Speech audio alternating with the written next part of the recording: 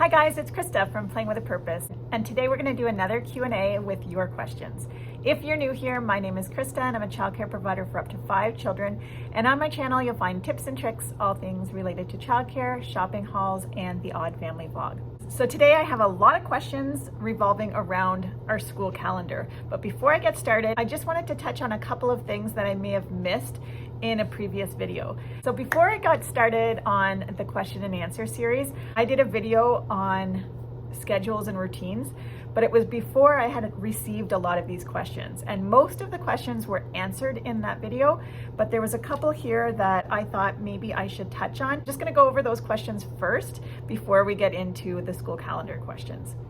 And if you're interested in what my typical day looks like, you can check out my other video where I go into detail about what our day looks like. Somebody asked, how do you manage when a child arrives late? If you've already done breakfast and they arrive after breakfast, or if they arrive after circle time, do you ever accommodate those children? I definitely allow children to come at different times of the day, especially if they have an appointment. However, if they have missed a key portion of our day, like circle time or any sort of meal time, that is not something that I do accommodate. However, I don't accommodate if they've missed a meal or a certain part of our day, such as art or circle time. They just come in, and if they've missed it, they unfortunately miss that portion of the day. I really try to discourage any sort of drop off and pick up during quiet time. So I prefer my parents to pick up before quiet time starts or after quiet time ends, because that can be really disruptive to the rest of the children. So I don't really like to accommodate between those hours. Another question is, how flexible are you with parents asking you to change your hours of operation? So I am not very flexible. My hours currently are 7 to 4:30, but for many, many years, I ran my program and I had different hours along the way. When I first got started and I was younger, I definitely had longer hours, and I was able to accommodate even children sleeping overnight. I had children that did overnight care for a couple of years, and I also had one family that needed different sort of hours, and the child needed to stay till 7 p.m. And I did that for at least a year or two as well. But I'm in a different season in my life now, and I no longer offer those hours. So right now my hours are definitely 7 till 4:30, and I'm not flexible on those hours.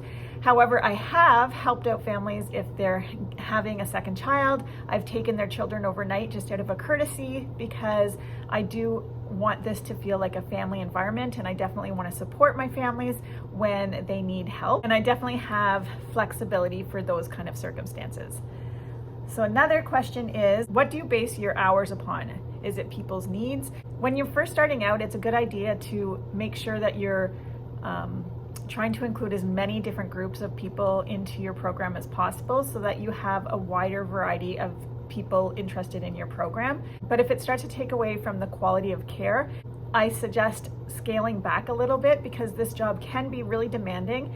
And in order to do your best work, you also have to have enough self-care and rest time for yourself as well.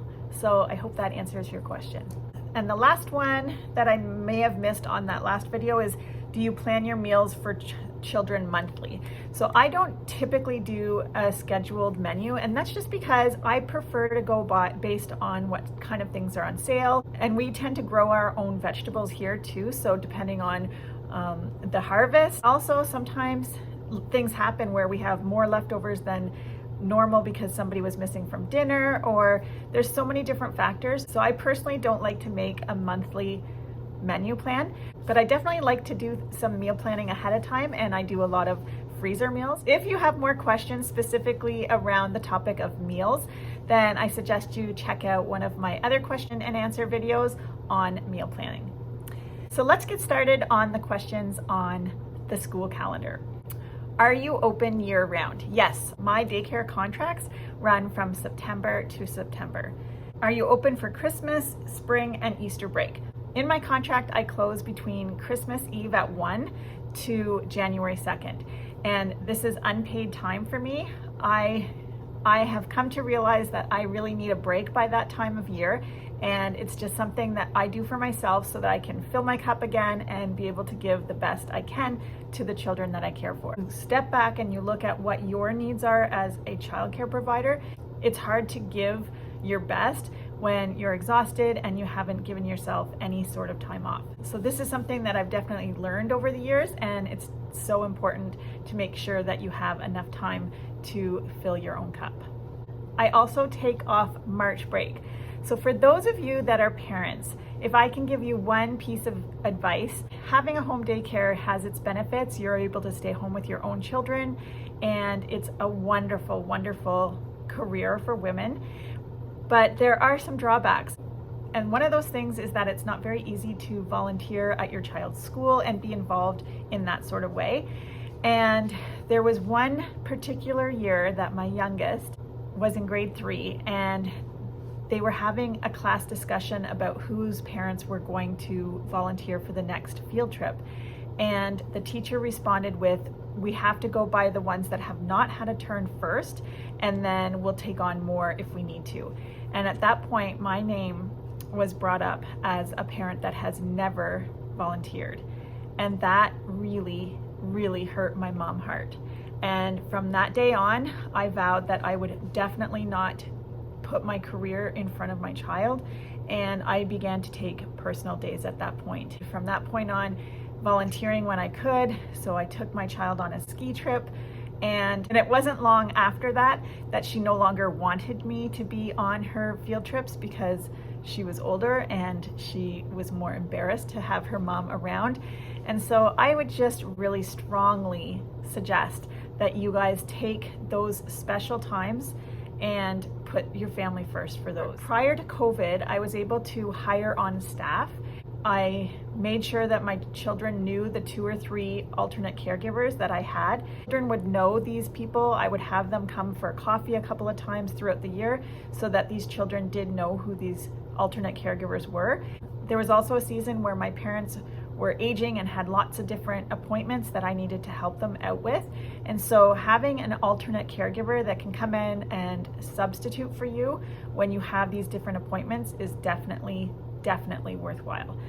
I hope that information helps you guys out too. I also take off March break. Around that same time, I started taking March break off as well so that I could take my children to do some fun activities with them and enjoy some family time. We still to this day take off March break. We've considered changing that time, but it really works for a lot of families because they're often off with older children. Because it helps out some of the parents as well, I have for now decided to keep it with March break. Are you open over the summer? Yes, I am also open during the summer. I typically take 2 weeks off in August. I have a timeshare and we like to go there, so it's typically the same weeks every year. And then I usually have a few of my personal days left over. I include 5 personal days in my contract per calendar year. I take 3 weeks total. I take March break and then my 2 weeks in August. In addition to that, I have 5 personal days that I can use throughout the year. So what I've been doing the last few years is whatever personal days I have not taken by August, I tack those on to my holidays. So sometimes I have almost 3 weeks in August, which is super nice. My new year starts over in September. So that's why I like to use up whatever remaining days I have at that time. The next question is, do you ever take days off during the year? Some providers, for an example, take the first Monday of the month to do their taxes or that kind of thing. Do you ever take time to do things like taxes, planning, scheduling, and meal preparation? I don't take any regular days off like that. Unfortunately, this job does come with a lot of other responsibilities, including taxes and bookkeeping and organizing and planning. So the list is long, and that's why I definitely suggest that you make sure that you put in enough time that you can have time off that's actually time off and not doing extra work. I try to be as consistent as possible in my program, and so I don't want to have parents stuck without childcare. And so I don't take any regular time off. But like I said, I do allow for myself to have 3 weeks vacation as well as 5 personal days. So if I was feeling overwhelmed, I could definitely take one of those days to catch up on some of that book work. But I try every year to try to keep those kind of things up so that it doesn't become overwhelming, although I have failed the last couple of years in that department. What do you do if you're not feeling well? Prior to COVID, I very rarely had to take time off for illnesses. I do remember a few years back where I got really sick and I had to take 2 days off, and I unfortunately had to close my daycare for those days. But through COVID, it's been very different because we aren't able to work even if we have any sort of symptom at all. And so unfortunately, this is something that we've all just had to work through together as a daycare family. What I did was I made a group text so that all of us are on board, and if any of us have any symptoms or we need to isolate and stay away, we inform each other so that we're all on the same page. What if a child is sick? Do you charge the family? Yes, I charge by enrollment. So if children are away on vacation or they're sick, I do get paid. I definitely charge by enrollment, so they're paying for that spot. So I hope this answered some of your questions. If you have any more, just pop them into the comments below and I'll definitely add them to my list of questions. I'm Krista with Playing with a Purpose. I'll see you next time.